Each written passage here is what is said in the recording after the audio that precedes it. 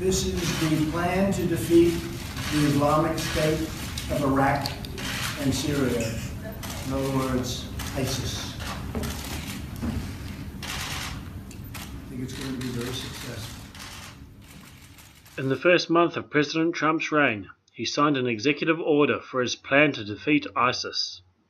The first step is to implement programs to stop the entry of people from ISIS strongholds into the U.S. We need strong programs so that people that love us and want to love our country and will end up loving our country are allowed in, not people that want to destroy us and destroy our country.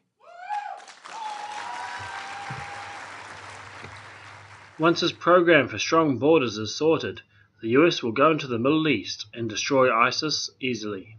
We're up against an enemy that celebrates death and totally worships destruction. You've seen that.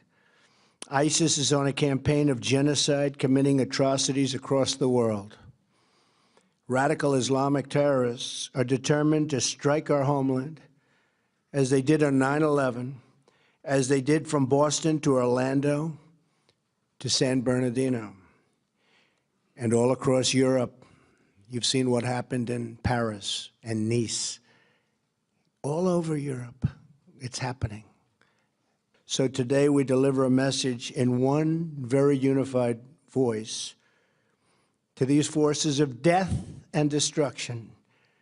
America and its allies will defeat you. Now, Donald Trump has many good qualities which are beneficial for both the US and the free world, but he still has many flaws which we need to be mindful of. In the president's own words, this is what he said he will do to ISIS. Please excuse the language. I said don't go into Iraq. I was right. I said now we got to go and we got to knock the shit out of these people. We got to do it. We've got to do it. We're going to do great things. We're going to do great things. We've been fighting these wars for longer than any wars we've ever fought. We have not used the real abilities that we have. We've been restrained. We have to get rid of ISIS. We have to get rid of ISIS. We have no choice. Radical Islamic terrorism, and I said it yesterday, has to be eradicated, just off the face of the earth. This is evil. This is evil. While ISIS needs to be destroyed and the Middle East sorted, Donald Trump will make one huge move that will lead to World War III with Islam. It's like we haven't won anything. We don't win anymore. The old expression, to the victor belong the spoils. You remember I always used to say, keep the oil. I wasn't a fan of Iraq. I didn't want to go into Iraq. But I will tell you, when we were in, we got out wrong. And I always said, in addition to that, keep the oil. Now, I said it for economic reasons. But if you think about it, Mike, if we kept the oil, you probably wouldn't have ISIS because that's where they made their money in the first place. So we should have kept the oil. But, okay. Maybe you'll have another chance. But the fact is, you should have kept the oil.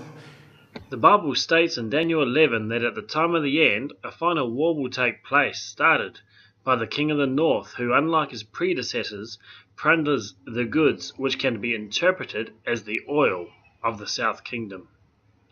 The Islamic Kingdom of the South will rise up against the US coalition of the North to get their oil back, and mass destruction will take place. These Islamic countries will be shattered, and only the country of Jordan will be spared.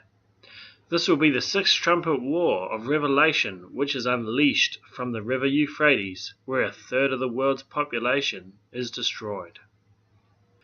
As a clear sign to those who will be living in these end times, Daniel 11 makes it clear that this last ruler of the north who plunders the Islamic goods will be known as a vile man, not given royal honor. This sounds like a fair description of what we have seen with Donald Trump's rhetoric and with many Americans disowning him.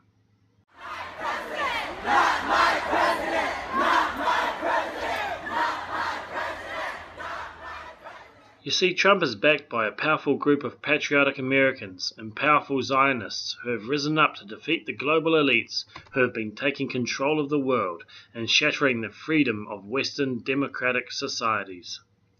Thank God Trump won, but the world is still heading for a disaster which will allow the global elites to take control and run a world government. After World War III, events centered around Israel will set in place the last 3.5 years of desolation which Jesus warned would be the last days before his second coming. Subscribe now and see my other videos for more details. It's time to get right with Jesus.